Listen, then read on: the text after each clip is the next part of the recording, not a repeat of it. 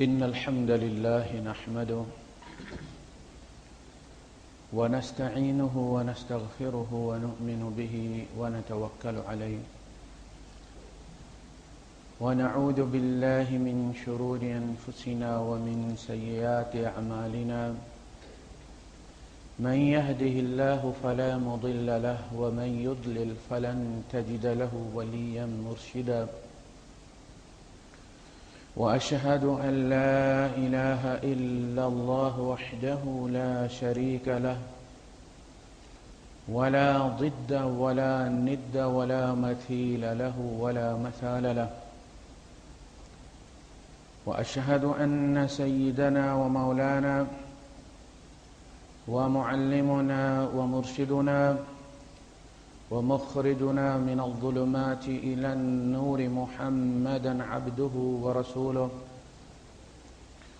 أرسله الله بالحق بشيرا ونذيرا وداعيا إلى الله بإذنه وسراجا منيرا فقد بلغ الرسالة وأدى الأمانة ونصح الأمة وكشف الغمة فترك أمته على المحجة البيضاء ليلها كنهارها لا يزيغ عنها إلا هالك اللهم صل وسلم وبارك عليه وعلى آله وأصحابه وأزواجه وذرياته وأهل بيته أجمعين أما بعد فأعوذ بالله السميع العليم من الشيطان الرجيم بسم الله الرحمن الرحيم وإذ قلنا للملائكة اسجدوا لآدم فسجدوا إلا إبليس أبى فقلنا يا آدم إن هذا عدو لك ولزوجك فلا يخرجنكما من الجنة فتشقى إن لك ألا تجوع فيها ولا تعرى وأنك لا تظمأ فيها ولا تضحى فوسوس إليه الشيطان قال يا آدم هل أدلك على شجرة الخلد وملك لا يبلى صدق الله العظيم رب اشرح لي صدري ويسر لي أمري واحلل عقدة من لساني يفقه قولي آمین یا رب العالمین۔ ہمارا پچھلے جمعے سے کرپشن پہ درس چل رہا ہے کہ اس کا تعارف کیا ہے، کس چیز کو کرپشن کہتے ہیں، اس کے اسباب کیا ہیں، یہ ہوتی کیوں ہے اور اس کا علاج کیا ہے۔ عرض یہ کیا گیا تھا کہ ہمارے یہاں فارسی میں اس کو بدعنوانی کے نام سے یاد کیا جاتا ہے، ہر وہ کام جس کے نتیجے میں انسان کو برا نام لگ جائے اس کو۔ اور ہمارے یہاں عام طور پہ رشوت کے لیے استعمال ہوتا ہے کہ کک بیکس لیے بندے نے اور رشوت لی اور پیسے لے کے کام کیا کرتا ہے تو وہ کرپٹ ہے۔ اچھا، عربی کا یا قرآن کا جو کرپشن ہے اور جو کرپٹ ہے وہ بہت وسیع ہے اور بہت سنگین جرم ہے۔ یعنی سب سے بڑی دفعہ میں نے عرض کیا تھا کہ اگر کسی پر لگانی ہو قرآن میں تو قرآن اس کو فساد کی دفعہ لگاتا اس کو۔ تو اس فساد کے، یہ فساد ہر قسم کا ہوتا ہے، مالی فساد بھی ہوتا ہے، اخلاقی فساد بھی ہوتا ہے۔ اس کا جو قرآن نے تعارف کروایا ہے وہ آپ پڑھتے ہیں بار بار، لا ولا تعثوا فی الارض مفسدین، یہ کھاؤ پیو اور زمین میں فساد مچاتے مت پھرو۔ ہم کبھی اس آیت پہ رکے نہیں، ہم یہ سمجھتے ہیں بنی اسرائیل کے بارے میں ہے یا قوم شعیب کے بارے میں ہے یا فلاں کے بارے میں، ولا تعثوا فی الارض مفسدین ولا تفسدوا فی الارض بعد اصلاحها، زمین میں اصلاح کر دینے کے بعد اس میں فساد مت کرو۔ ان اللہ لا يحب المفسدین۔ تو قرآن حکیم جو ہے وہ پچھلی قوموں پر جنہیں برباد کیا ہے اس نے سب سے بڑی جو ہے وہ دفعہ ان پہ یہی لگائی ہے کہ فساد کرتے تھے، یعنی کرپٹ قومیں تھیں۔ افراد بھی کرپٹ ہوتے ہیں، قومیں بھی کرپٹ ہوتی ہیں۔ افراد کو شاید معاف کر دیا جاتا ہے، قوموں کو کبھی معاف نہیں کیا جاتا۔ اس کا آپ اندازہ کریں سورہ مائدہ میں اللہ پاک نے ارشاد فرمایا انما جزاء الذین یحاربون اللہ ورسولہ ویسعون فی الارض فسادا ان یقتلوا او یصلبوا او تقطع ایدیہم وارجلہم من خلاف او ینفوا من الارض. یہ جو سزائیں گنوائی گئی ہیں ہاتھ پاؤں کاٹنے والی، آپ کو پتہ یہ چوری ڈاکے میں سزا سنائی جاتی ہے. وہ لوگ جو اللہ اور رسول سے جنگ کرتے ہیں، انما جزاء الذین یحاربون اللہ ورسولہ، وہ لوگ جو اللہ سے محاربہ کرتے ہیں، اور حرابہ اس کی دفعہ لگتی ہے، تو ان کے لیے وَيَسْعَوْنَ فِي الْأَرْضِ فَسَادًا، آخری دفعہ پھر وہی لگی ہے، اور زمین میں فساد پھیلاتے ہیں. ان کی سزا یہ ہے، جزا یہ ہے ان یقتلوا، کہ وہ برے طریقے سے مارے جائیں، یعنی عبرتناک موت مارے جائیں. یقتلوا جو ہے، یقتلوا تقتیل ہے، یعنی اس طرح مارا جائے جس طرح مارنے کا حق ہے. اب اس میں رجم کی سزا چنی گئی، بڑی دہشتناک سزا ہوتی ہے، ٹونگٹے کھڑے ہو جاتے ہیں، آپ سسکا کے انسان کو پتھر مار مار کے مارتے ہیں. تو ان یقتلوا او یصلبوا، یا ان کو آپ سولی دے دیں، او تقطع ایدیہم وارجلہم من خلاف، یا ان کے آمنے سامنے کے کراس میں ہاتھ پاؤں کاٹ دیے دیں، او ینفوا من الارض، یا انہیں ملک بدر کر دیا جائے، علاقہ بدر کر دیا جائے. اب اس آیت کی میں آپ کے کچھ کنسپٹ آج کلیئر کرنا چاہتا ہوں. اس آیت کو دیکھیں، انما جزاء الذین یحاربون اللہ ورسولہ، یقیناً در حقیقت ٹھیک ٹھیک جزات ان لوگوں کی جو اللہ اور رسول سے جنگ کرتے ہیں، اللہ اور رسول سے جنگ کرتے ہیں. اب سود کی طرف آئیے. فَإِن، اگر تم باز نہ آئے، فَإِن لَمْ تَفْعَلُوا یا ایھا الذین آمنوا اتقوا اللہ وذروا ما بقی من الربا ان کنتم مؤمنین، اے ایمان والو اللہ کا تقوی اختیار کرو اور تم چھوڑ دو باقی سود، اس وقت تک جو کھا چکے ہو معاف کر دیں گے تم. اب جو بھی ہے اسے چھوڑ دو اگر تم ہو مومن، اگر نہیں چھوڑو گے تو مومن نہیں. یہ پہلی بات ہوگی. فَإِن لَمْ تَفْعَلُوا، اگر تم نے یہ نہ کیا، فَأَذَنُوا بِحَرْبٍ مِّنَ اللَّهِ وَرَسُولِهِ، تو تم پر دفعہ لگ جائے گی اللہ اور اس سے رسول سے جنگ کی. بات سمجھ لگی ہے کہ نہیں لگی؟ اور جنگ کی اللہ رسول سے جنگ کی سزا کیا سنائی ہے؟ ان یقتلوا، انہیں لائن لگا کے نا کرینوں کی، تو ان سود کھانے والوں کو لٹکا دیا جائے. یعنی اگر اسلامی اسٹیٹ ہو تو یہ کوئی آخرت پر نہیں ہے کہ فَأَذَنُوا بِحَرْبٍ مِّنَ اللَّهِ وَرَسُولِهِ، وہاں تمہیں اس کے بارے میں پوچھا جائے گا. کہا تم پر دفعہ لگ جائے گی اللہ رسول سے جنگ کی، اور اس دفعہ کی سزا یہ ہے کہ انما جزاء الذین یحاربون اللہ ورسولہ ویسعون فی الارض فسادا ان یقتلوا او یصلبوا او تقطع ایدیہم وارجلہم من خلاف او ینفوا من الارض. تو کرپٹ لوگوں کو جو چائنا نے لٹکایا یہ اسلامی سزا ہے. آج بھی آپ جو بڑے بڑے بیٹھے ہوئے نا، خط نہیں لکھتے فلاں نہیں، پکڑ کے لٹکاؤ انہیں. تو خط لکھنے کی کیا بات ہے؟ مال ان کا ضبط کرو، لٹکاؤ انہیں کرینوں کے ساتھ، اور کرین پورے شہر میں گھماؤ. تو یہ دفعہ قرآن میں موجود ہے. اچھا، آپ نے دیکھا کہ زانی جو ہے، غیر شادی شدہ زانی کو 100 کوڑے مارے جائے، شادی شدہ کو سنسار کیا. کہتے ہیں کہ جی 100 کوڑے کی سزا تو قرآن میں آئی ہے، اور سنسار کرنے والی جو آیت ہے وہ بھی قرآن میں تھی، اب بھی وہ پریکٹس میں ہے، قابل عمل ہے، لیکن تلاوت کے لحاظ سے منسوخ ہو گئی ہے. آپ نے زندگی میں ایسا لطیفہ سنا ہے؟ حکم موجود ہے، آیت منسوخ ہو گئی. شرک چل رہی ہے، آئین میں سے اس کو ریموو کر دیا گیا. کہا جاتا ہے کہ عملاً وہ موجود ہے، ہم نے آئین میں سے اس کو ہٹا دیا. جس دن وہ ہٹ گئی اس دن ناقابل عمل ہو گئی. اچھا، وہ آیت کیا تھی؟ کہا گیا جی وہ آیت تھی ان شیخ و شیخت اعزاز نیا، بڈھا اور بڈھی، آپ کو پتا نا شیخ عربی میں کہتے ہیں 12 سال 14 سال 16 سال کے بچے کو شیخ کو نہیں کہتے، بے شک انہیں داڑھی بھی رکھی ہوئی۔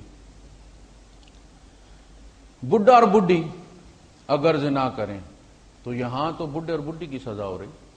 اللہ پاک سے دیکھیں، اللہ پاک یہ جو زبان ہے اس آیت کی یہ بتاتی ہے کہ نہ صرف یہ کہ یہ قرآن نہیں ہے، یہ اللہ کی زبان نہیں ہے، یہ کسی عربی جاننے والے کی بنائی ہوئی بھی نہیں ہے۔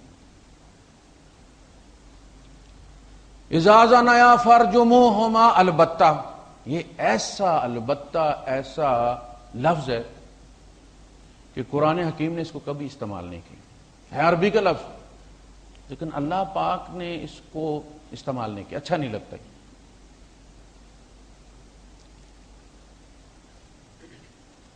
اچھا جی، یہ سورہ احزاب میں، یہ بھی سورہ احزاب میں تھا۔ ہمارے یہاں بڑے بڑے لطیفے ہوئے ہیں۔ یہ جو سزا رجم کی دی جاتی ہے، اصلاً یہ سزا فساد فی الارض کی سزا ہے، یہ قرآن میں موجود ہے، ہٹائی نہیں گئی اور یہ ہٹائی جا بھی نہیں سکتی تھی۔ جو ہلکی سزا 100 کوڑے والی وہ تو رکھی ہوئی ہے،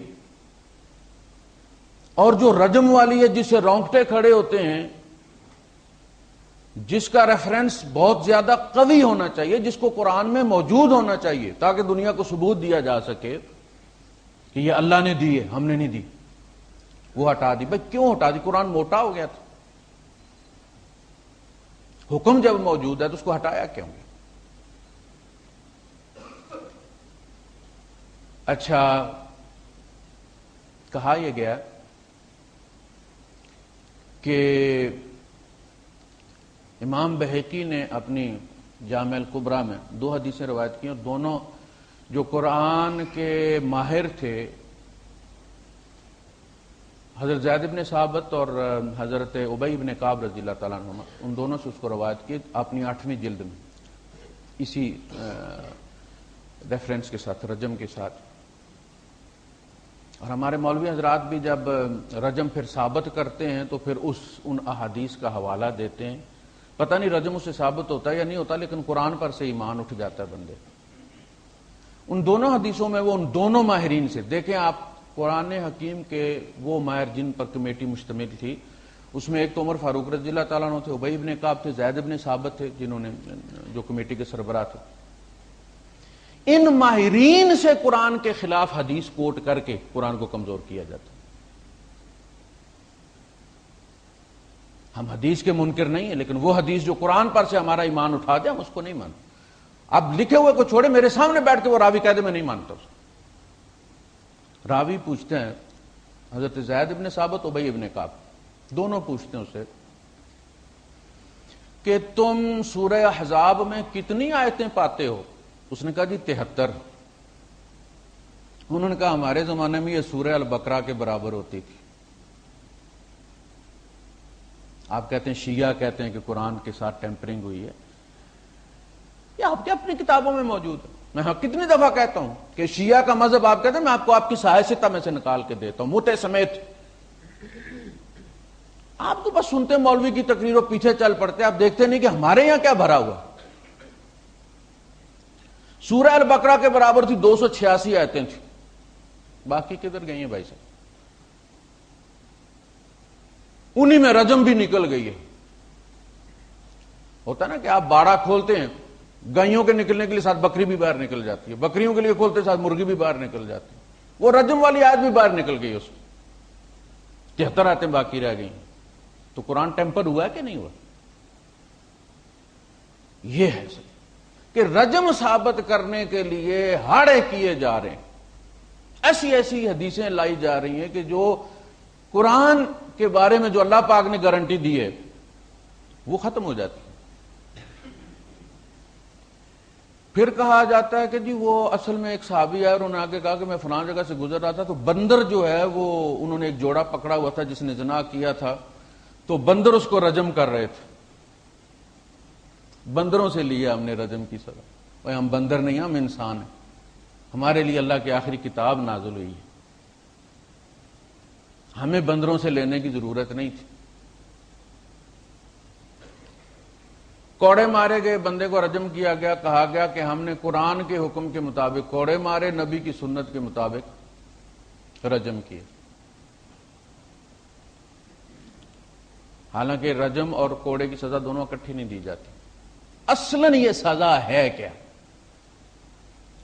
زانی کی سزا وہی ہے جو قرآن نے لکھ دی ہے، الزانیۃ والزانی فجلدوہما 100 جلد،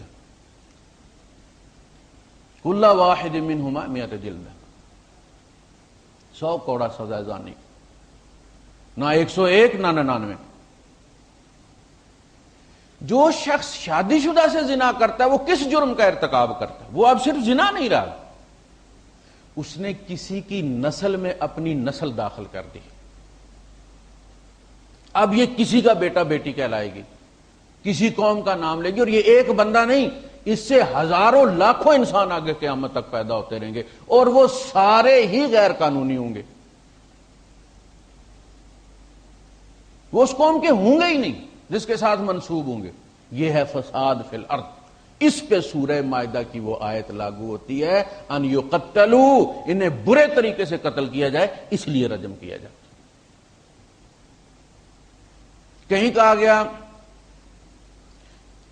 کہ ان دونوں کو، آیت اصل میں یوں تھی کہ ان الشیخ والشیخۃ اذا زنیا فرجموہما، ان دونوں کو رجم کر دو اس لذت کے سبب جو انہوں نے حاصل کی، تو لذت کمارے کو زیادہ آتی،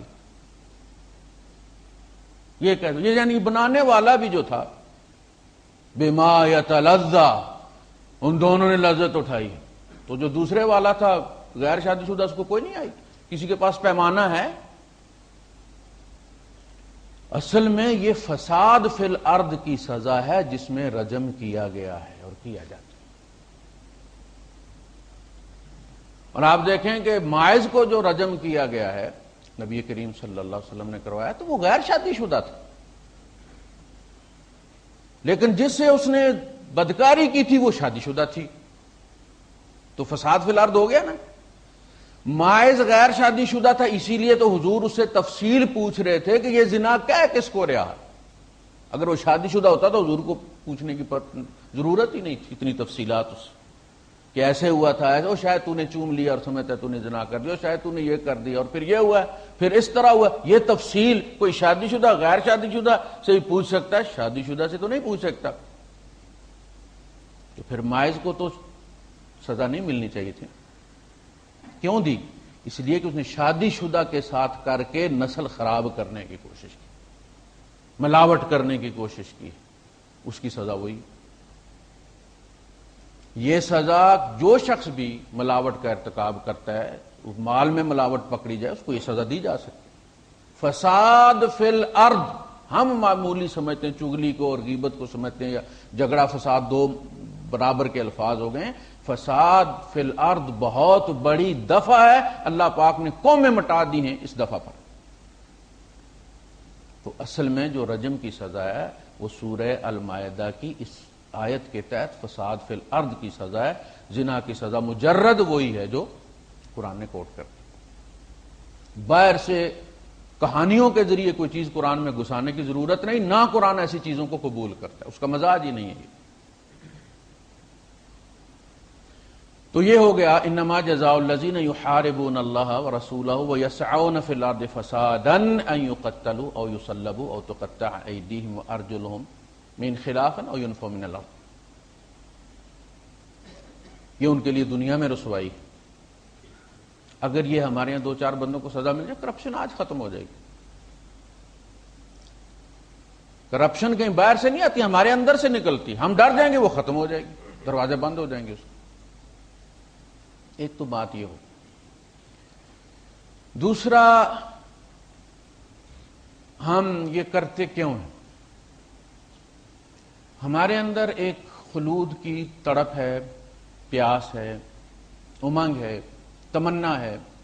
شیطان نے کہا تھا نا وَلَا أُمَنِّيَنَّهُمْ، پہلے میں ان میں تمنائیں پیدا کروں گا،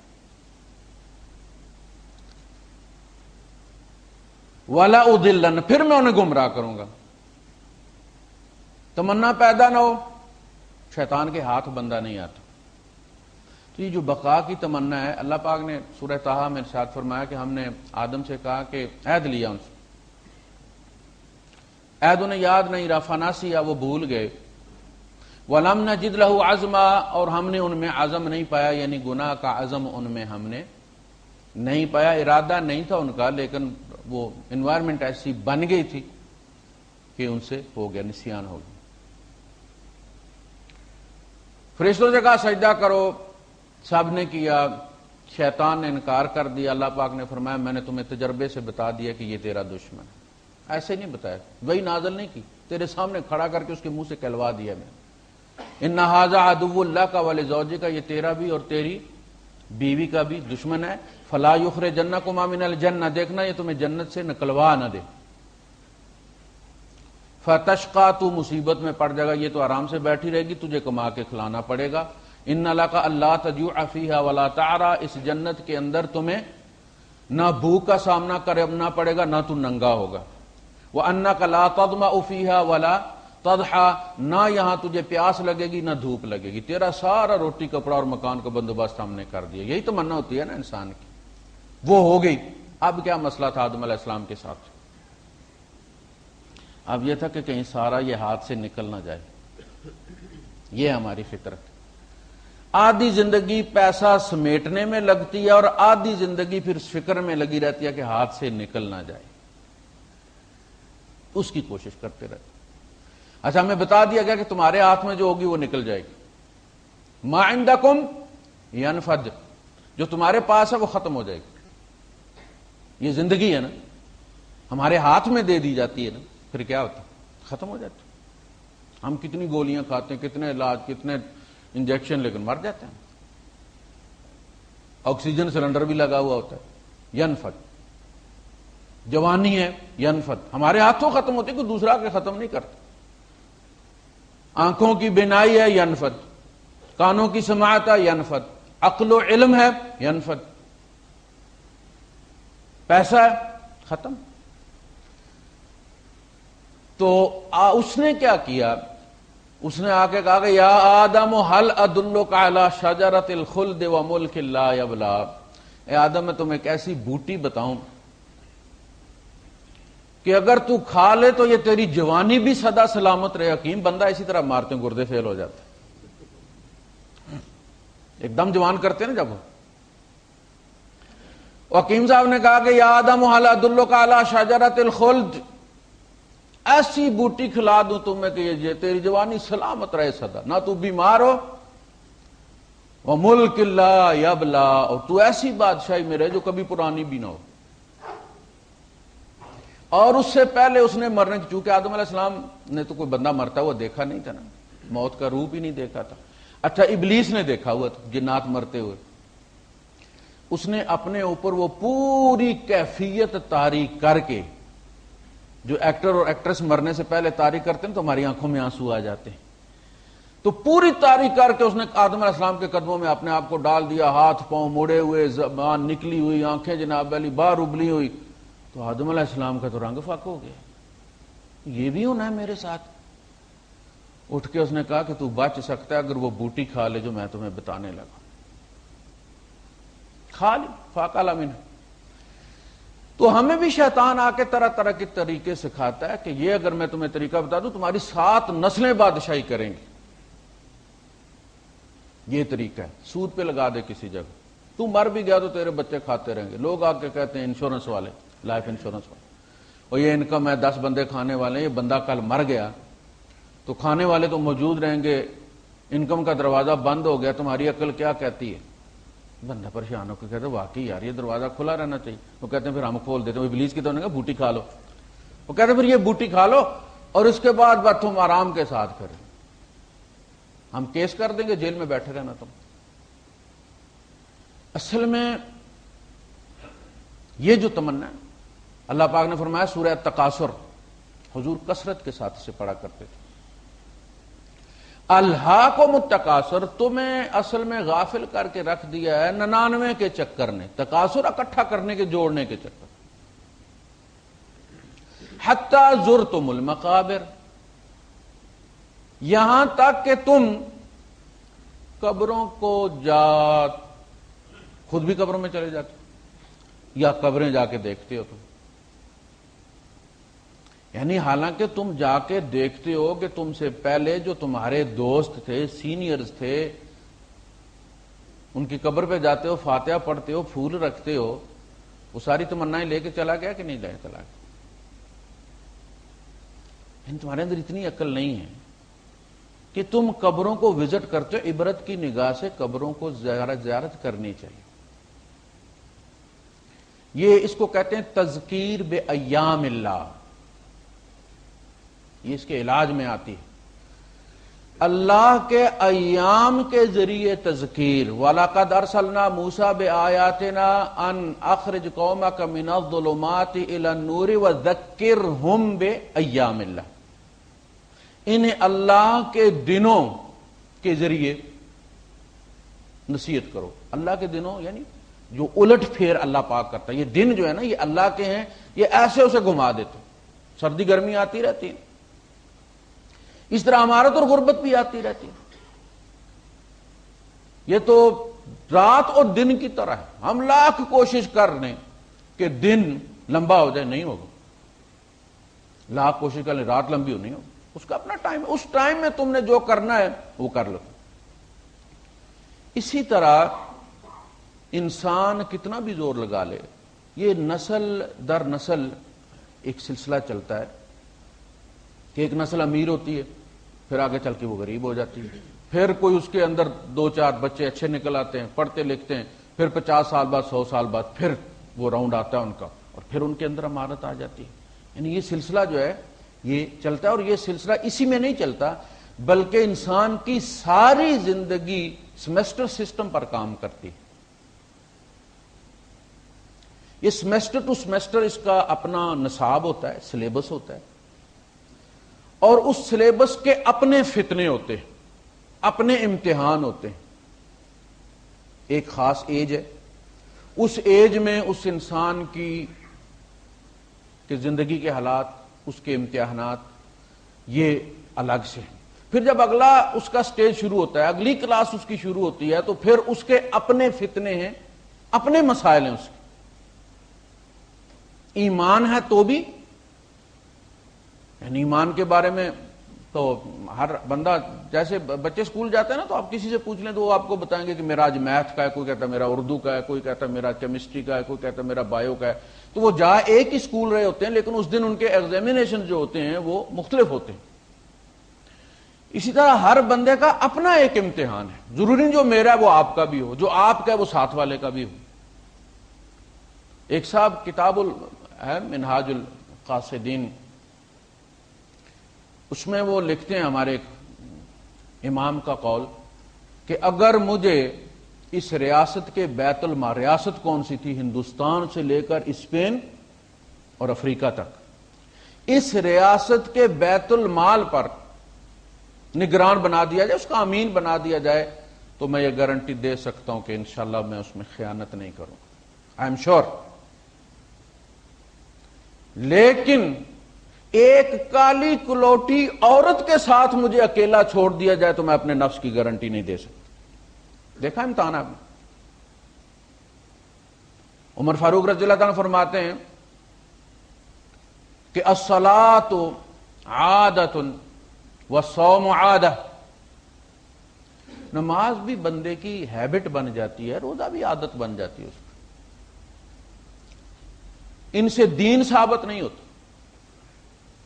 وَدِينُ الْمَرْءِ يُعْرَفُ بِإِثْنَتَيْنِ. بندے کے دین کا پتہ 2 چیزوں سے لگتا ہے، المال والنساب. مال جب آتا ہے تو اس کی کیفیت کیا ہوتی ہے اور عورت کے ساتھ اس کا معاملہ کیا ہوتا ہے. یعنی اپنا اپنا امتحان ہے. کسی کا کوئی جس کو کہتے ہیں ویک پوائنٹ ہے، کسی کا دولت ہے، کسی کا عورت ہے. حتی زرتم المقابر. اچھا آگے چل کے سورہ ہمزہ میں کہا یحسب ان مال الذی جمع مالا وعددا، مال جمع کرتا ہے اور گنتا رہتا ہے، بار بار تو پتہ ابھی اتنا ہی ہے لیکن پھر گنتا ہے کہ شاید کوئی روپیہ زیادہ ہی نکلا ہے، یا گننے میں مزہ آتا ہے نا۔ صبح اٹھا، چائے پی، وہ پراپرٹی والا اخبار کا کھول کے سامنے رکھا، فالس نیمز استعمال کر کے پراپرٹی ڈیلروں کو فون کیا، میں بیچنا چاہتا ہوں، میں خریدنا چاہتا ہوں، ساتھ چائے چل رہی ہے، ساتھ یہ ہو رہا ہے، سودے ہو رہے ہیں، یہ سارا عددہ میں آتا ہے۔ مسئلہ کیا ہے؟ یحسب ان مالہ اخلدہ، اس کے اندر یہ وائرس لگ گیا ہے، اس کی سوچ میں یہ وائرس لگ گیا کہ اس کا مال اس کو خلود عطا کر دے گا۔ گاڑی میں جتنا پیٹرول زیادہ ہوگا اتنی لمبی چلے گی، جتنا مال میرے زیادہ ہوگا میں اتنا زیادہ جیوں گا۔ فرمایا کلا، یہ تیرا پلک ہے، ایسا نہیں ہے۔ بادشاہ بادشاہیاں چھوڑ کے چلے گئے، بادشاہی وہیں پر۔ کہا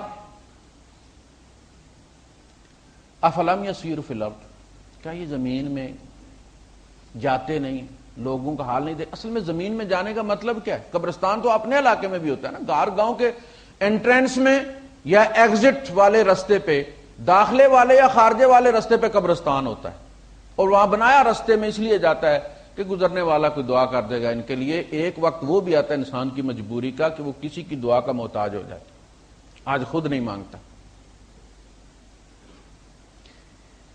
تو دوسری جگہ آپ جب جاتے ہیں نا تو جس غور سے چیزوں کو دیکھتے ہیں آپ اپنے علاقے میں آپ نہیں دیکھتے، اور آپ کو مزہ بھی نہیں آتا۔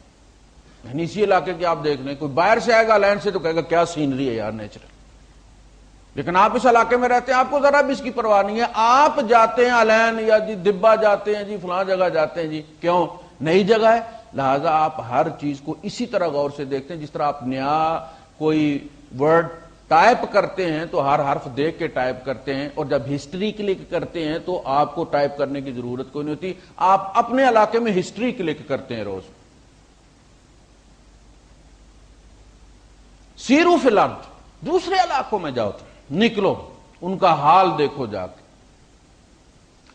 فَتَكُونَ لَهُمْ قُلُوبٌ يَعْقِلُونَ بِهَا، شاید اس طریقے سے ان کے دل وہ بن جائیں جو عقل سے کام لیں،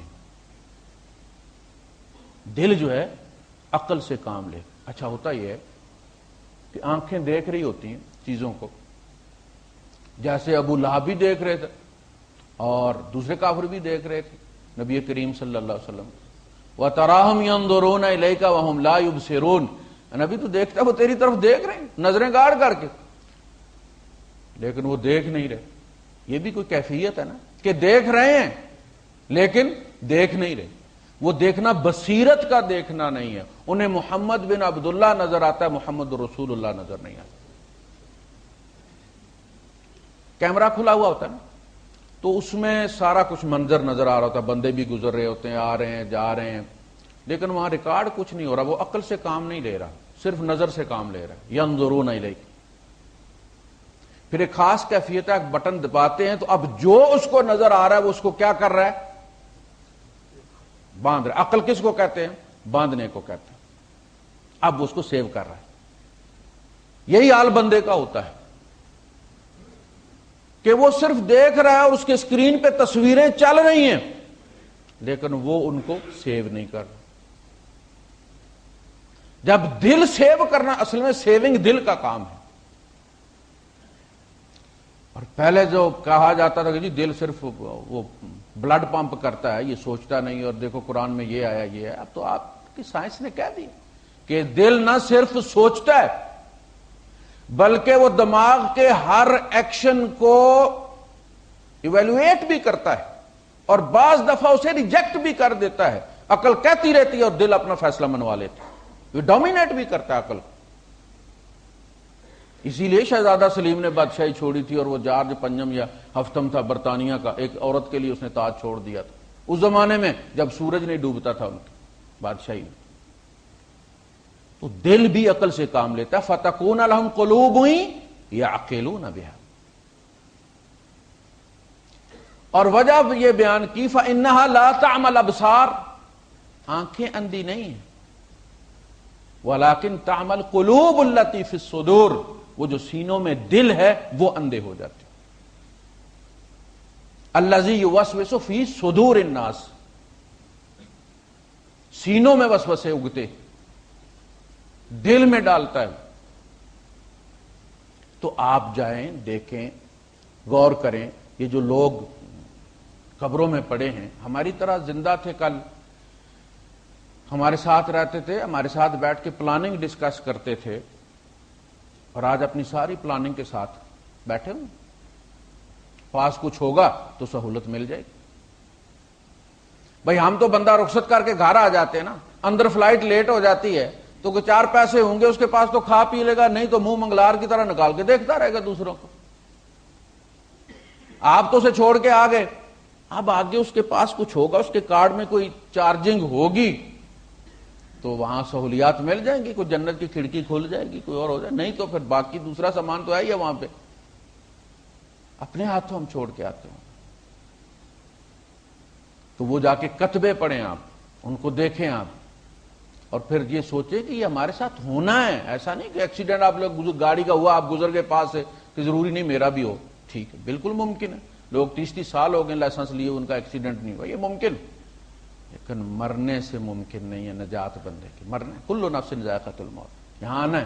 ایسے بھی ساتھی تھے ہم یہاں فوت ہوئے، جب ہمارے چاچا عنایت اسکول کے جو ٹرانسپورٹ کے فورمین تھے، تو ڈرائیور تھے رفیق صاحب، ہم نے مل کے ان کو غسل دیا، پھر وہ وقت بھی ہے کہ رفیق صاحب کو ہم نے کسی اور کے ساتھ مل کے غسل دیا، اور پھر جس کو ہم نے رفیق صاحب کے ساتھ مل کے غسل دیا تھا، جس کے ساتھ مل کے، وہ بیچارہ بھی پھر اسی طرح فوت ہو۔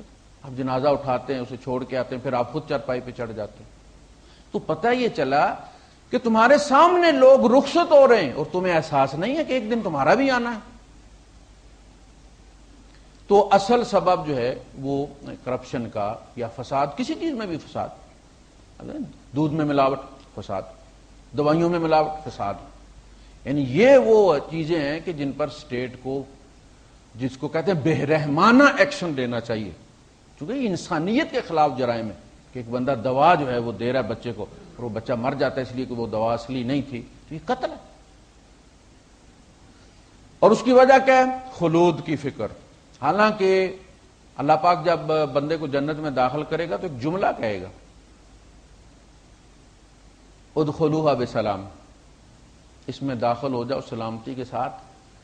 انورٹڈ کاماز کے اندر ہے وہ، ذالک یوم الخلود، وہ جس کا بوٹا تو دنیا میں لگا رہا تھا نا، یہ ہے وہ خلود والا دن، اب تجھے ہمیشہ ہمیشہ رہے، نہ تو بڈھا ہوگا، نہ تجھے اور کوئی مسئلہ ہوگا، نہ تیرے رشتہ دار مریں گے، نہ دوست مریں گے، نہ کوئی جدائیاں ہوں گی، سب کو یہاں اکٹھا کر دیا جائے گا۔ ذالک یوم الخلود، وہ جس کے لیے تو زمینیں کھود رہا تھا، احرام مصر بنا رہا تھا، وہ شالیمار باغ بنا رہا تھا، تو وہ دیواریں چین تو انہیں بنائے، وہ جو وہاں تو قلعے گاڑ رہا تھا نا خلود کے، وہ خلود والی جگہ ہی نہیں تھی پاگل۔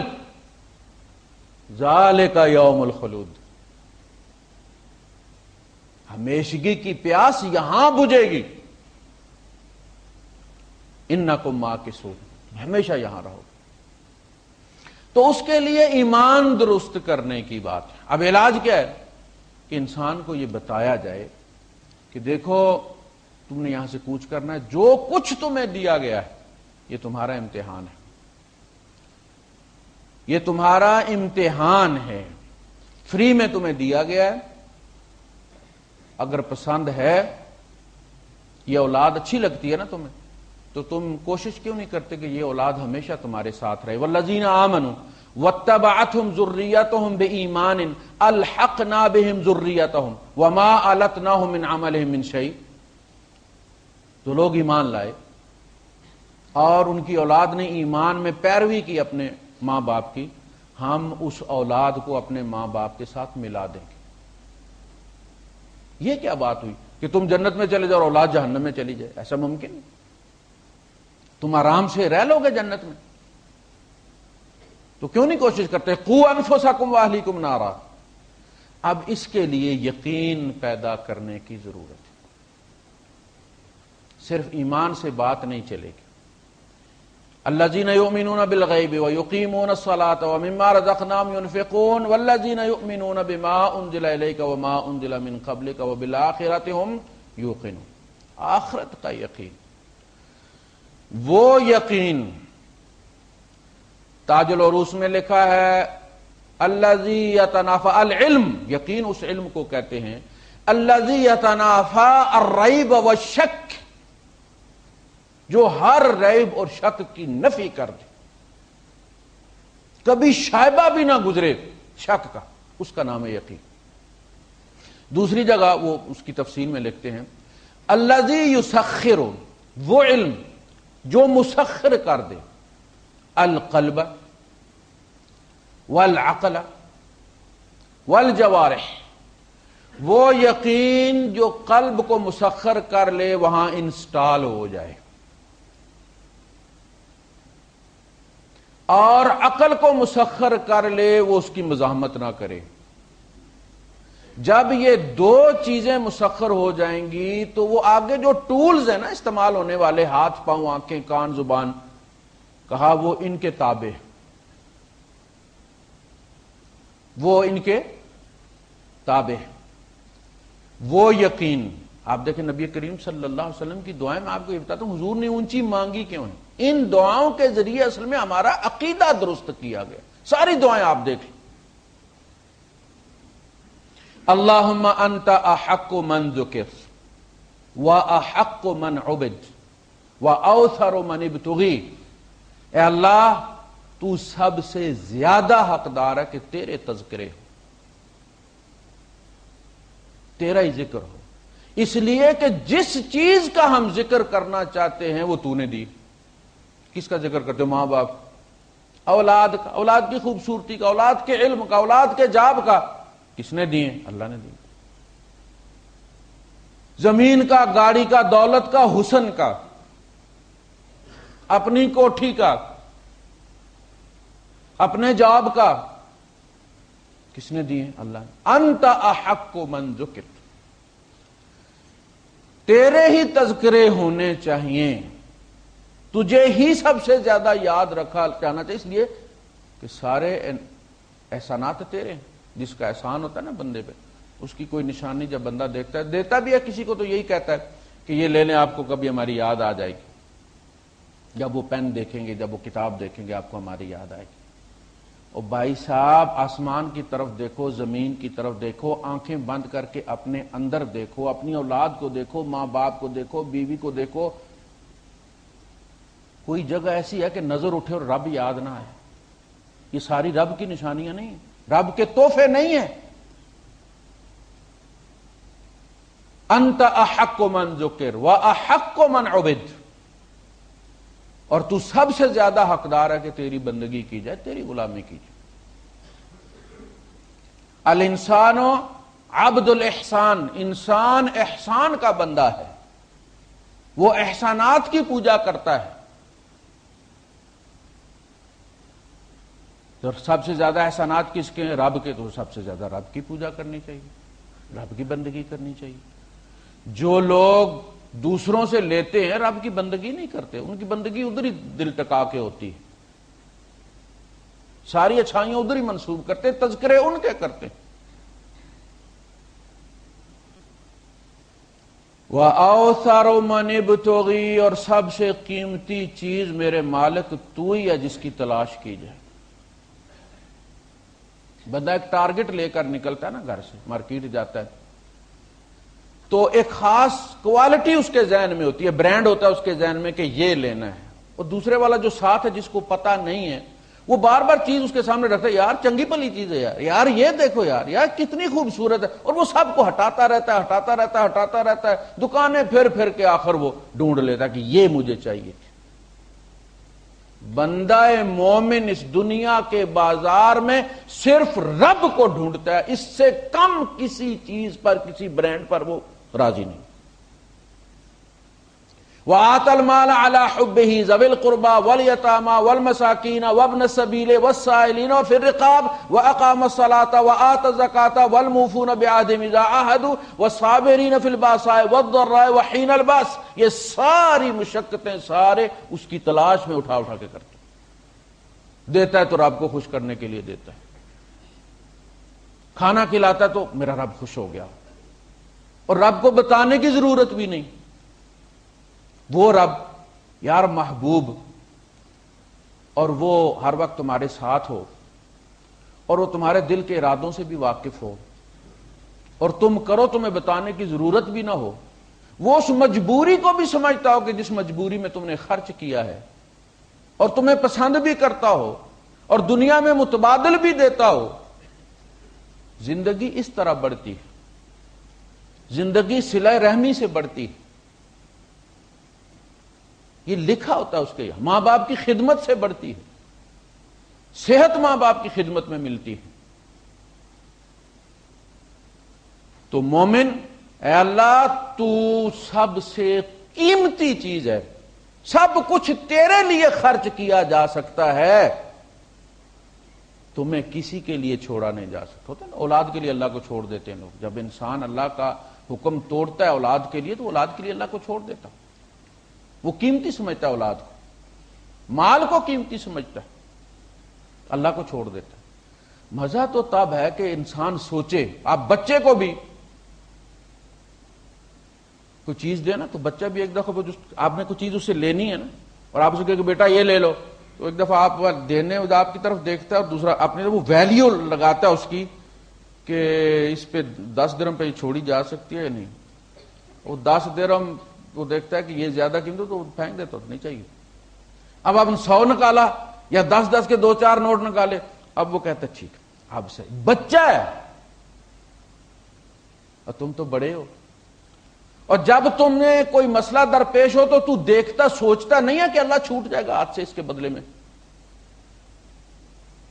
بندہ تو راضی ہو جائے گا, رب ناراض ہو جائے گا, اور تو نے سودا کر لیا رب کی ناراضگی کا. وَأَوْسَرُ مَنِ ابْتُغِي وَأَجْوَدُ وَأَرْأَفُ مَن مَلَكَ. بادشاہ مالکوں میں, غلاموں کے مالک ہوتے ہیں نا, ماسٹرز جن کو لگے, تو سب سے زیادہ شفیق اور نرم دل والا ہے. تجھ سے بھاگ کر اگر کوئی بندہ سمجھے نا کہ کوئی رحم والی ہستی ہوگی, اللہ میرے ساتھ زیادتی کرتا ہے, ایسا نہیں. وَأَرْأَفُ مَن مَلَكَ وَأَجْوَدُ مَن سُئِلَ, اور تو سب سے بیسٹ ہے مانگنے جن سے مانگا جائے.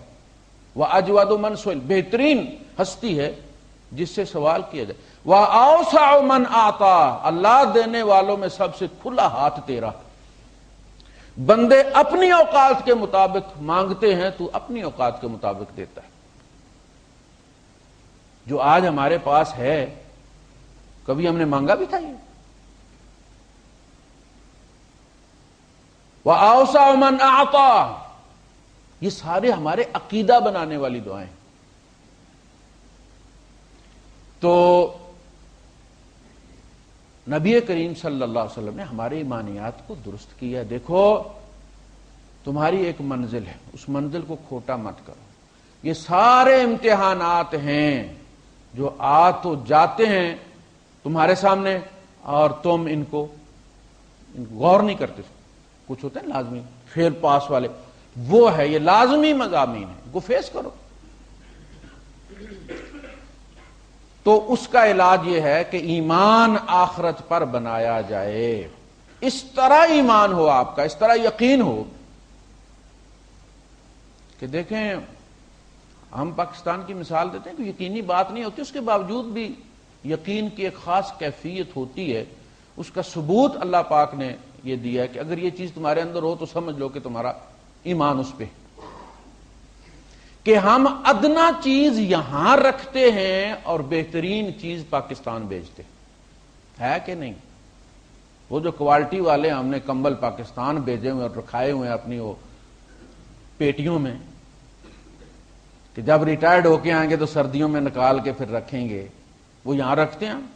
یہاں وہ 20-30 والا پکڑ کے رکھا ہوا, اسی پہ 18 سال گزارا ہو جاتا.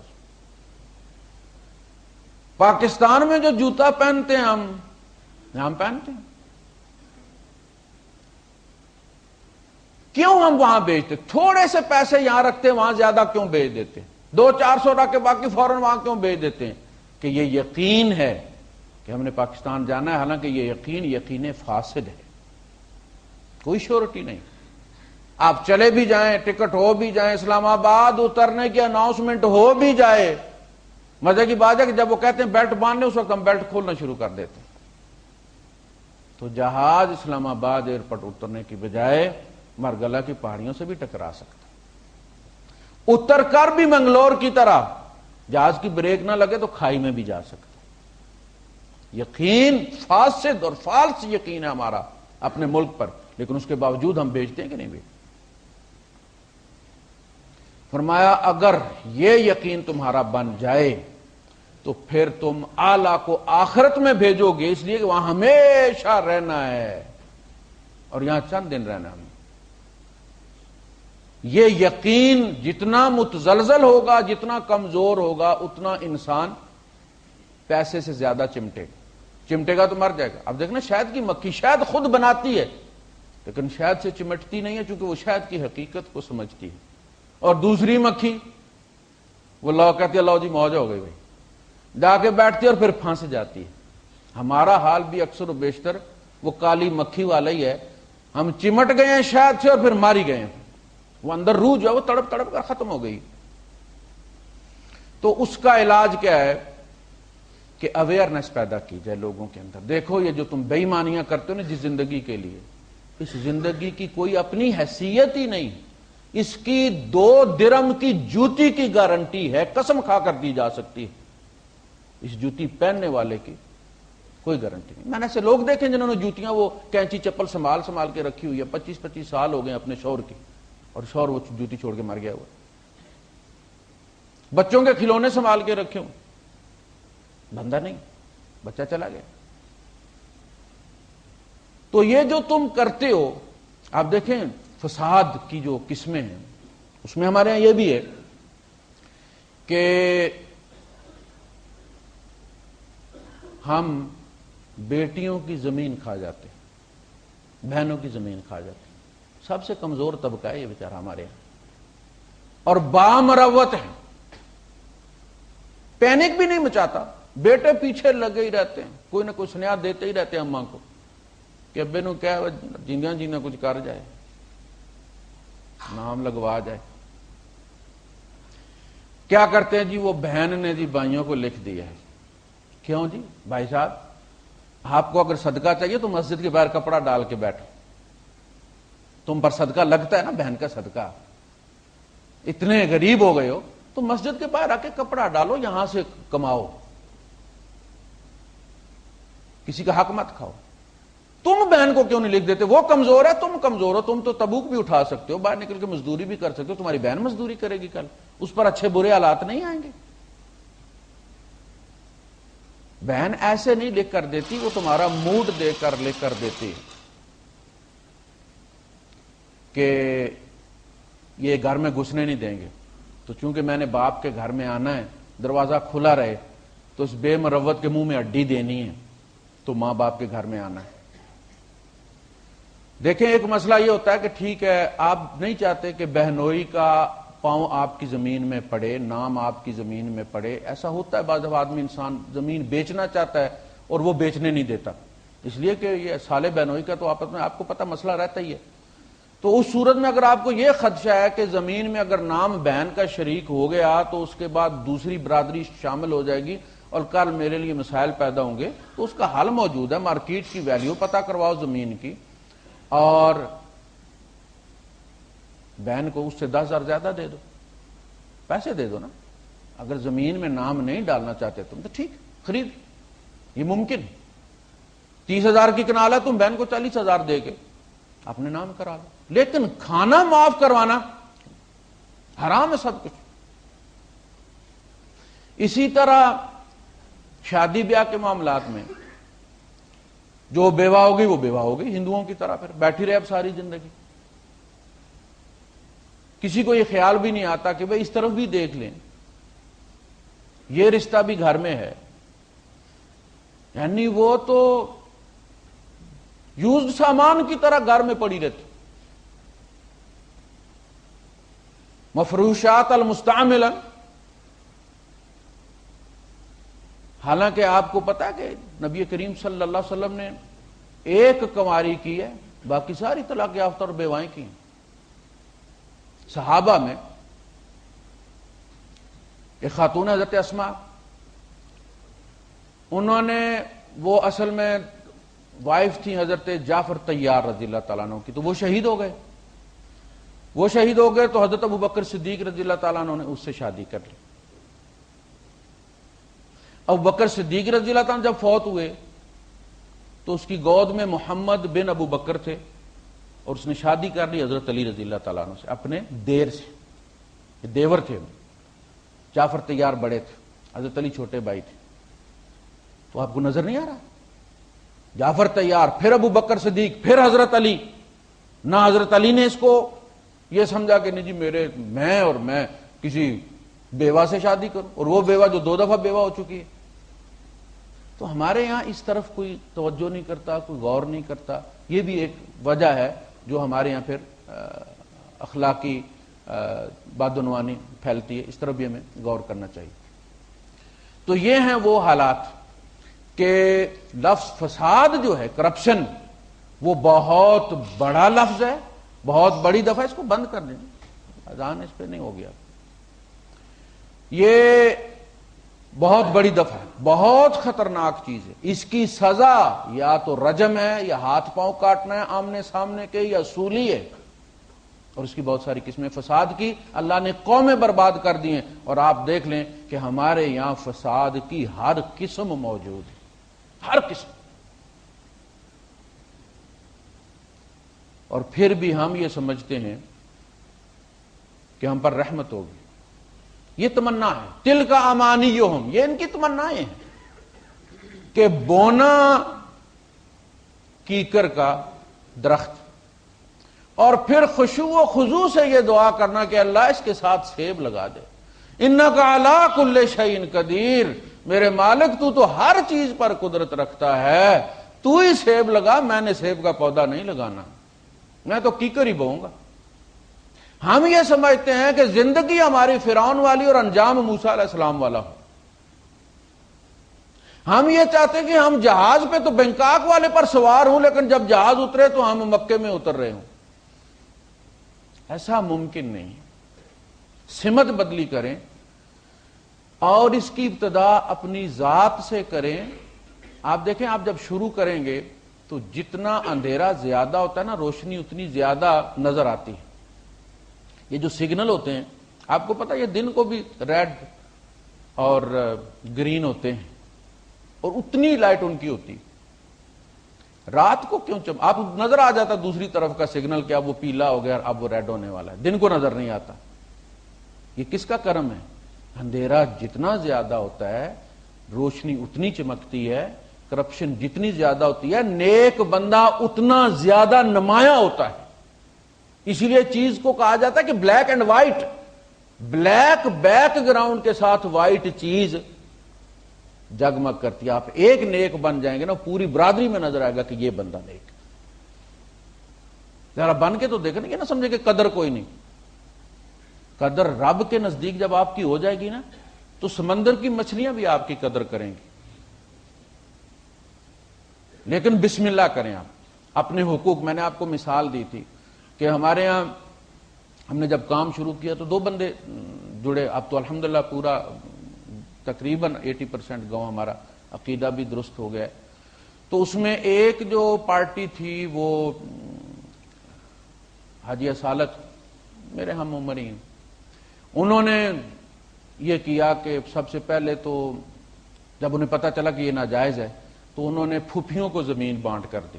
دیکھیے زمین ایک ایسی چیز ہوتی ہے، شاید پیسہ بانٹا بھی جا سکتا ہے، مگر زمین کا مسئلہ جو ہے نا وہ سیدھا دل پہ ہاتھ پڑتا ہے. انہوں نے کہا ہمارے باپ نے پھوپھیوں پر ظلم کیا تھا، پھوپھیوں کو اس نے بانٹ کر زمین دی. پھر بہنوں کو بانٹ کر دی. جو تھوڑی بچی اس نے کہا اللہ پاک مجھے اس میں برکت عطا فرما، اور اللہ نے برکت عطا فرما. بچے بھی اس کے عالم ہو گئے، مسجد بن گئی، مدرسہ بن گیا، وہ سلسلہ اس کا اپنا چل پڑا دین کی طرف.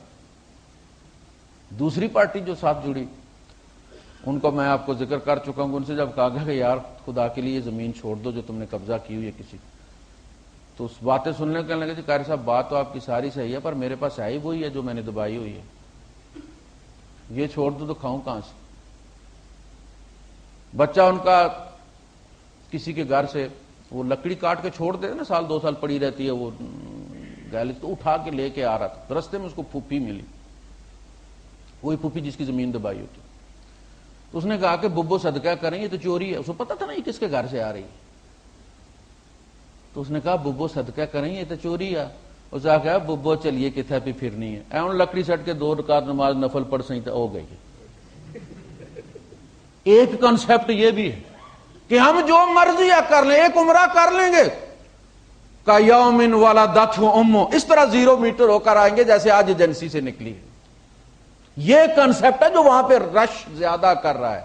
رب کی رضا مقصود ہو تو ہمارے پڑوس میں ہے، آپ اسپتال میں چلے جائیں، لوگ خون کے لیے رو رہے ہیں، لوگ ایک انجیکشن کے لیے رو رہے ہیں، رب کی رضا چاہیے نا، تو وہ تو آپ کے پڑوس میں ہے۔ ہم اس لیے جاتے ہیں اپنے ضمیر کو مطمئن کرنے کے لیے کہ وہ جو 0 میٹر کرنا وہاں جا کے، وہ اس لڑکے والی نفسیات کہ ابھی پھینکوں گا اور 2 رکعت نماز نفل پڑھوں گا اور اس میں فلاں فلاں سورت پڑھوں گا اور حدیث میں لکھا ہوا ہے کہ سارے گناہ معاف ہو جاتے ہیں، وہ گناہ ذاتی معاف ہوتے ہیں، حقوق العباد تو شہید کو بھی معاف نہیں، وہ تو اللہ کے رسول صلی اللہ علیہ وسلم نے فرمایا ایک دفعہ شہید ہو پھر زندہ ہو پھر شہید ہو پھر زندہ ہو پھر شہید ہو تو بھی معاف نہیں، الا یہ کہ اللہ اپنے ذمہ لے لے، باقی یہ کہ وہ تو ادائیگی کرنی پڑے گی۔ تو اس میں اپنی درستگی کر لیں۔ ہم کیوں جوڑتے ہیں؟ اولاد کے لیے نا، کہ یہ زمین میرے اولاد کے نام ہو جائے۔ اگر اولاد میں سے کسی کو کینسر ہو جائے تو وہ زمین 2 مہینے بھی نہیں نکالے گی، یعنی اگر اللہ، ہم یہ سمجھتے ہیں نا کہ یہ اسباب ہماری حفاظت کریں گے، ایک چھوٹی سی بیماری اس طرح کھا جائے گی جس طرح سلیمان علیہ السلام کی دعوت کو وہ ایک مچھلی کھا گئی تھی، سارا 40 دن وہ پکاتے رہے تھے۔ تو اللہ سے عافیت مانگیں اپنے لیے، اولاد کے لیے، اور حق بانٹیں جو ہے۔ وآخر دعوانا الحمدللہ۔